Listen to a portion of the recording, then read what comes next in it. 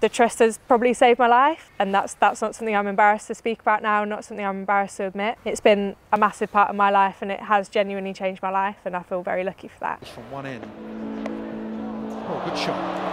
Really good shot. Use the pace. I played in the EPP a lot at Gloucestershire with the academy, and then kind of from there I got introduced into some England setup. I played in the Super League for a couple of years. I actually had a couple of years out, and then luckily got offered a contract at Western Storm.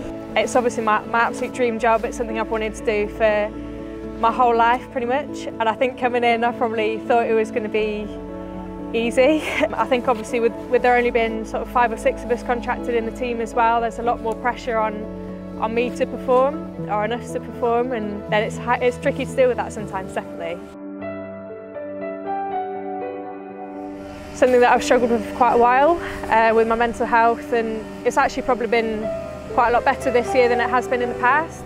And I think I saw becoming involved with the PCA and the Cricketers Trust, I saw that as an opportunity to go, right, this is something that I really need to have a look at and almost nip it in the bud. I think with jobs that I've had in the past, there's not been as much pressure, whereas with cricket there's a huge amount of pressure with it, and it's something that I needed to deal with a lot better.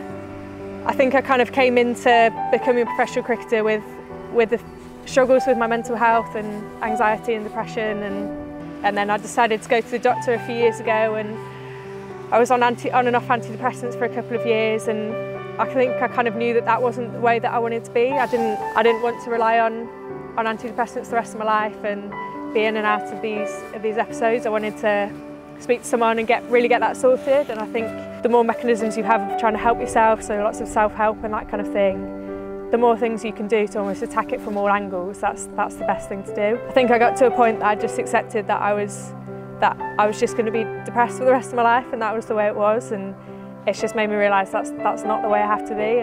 I think now I feel in an amazing position that I can hopefully help other people, and that's something that I really want to work with the PCA and with the Trust and help in doing, and that's something that I can be quite proud of, that I've come quite a long way, and now I feel like I can use my experiences to hopefully help other people and stop them from getting to the stage that I got to. Mental health has never been more important, and it's never been spoken about more, and I think now is the time that we really need to drive it, and the more we can talk about it, the more we can keep that conversation going, help charities like the Trust is so important. We've got to keep driving it forward as much as possible.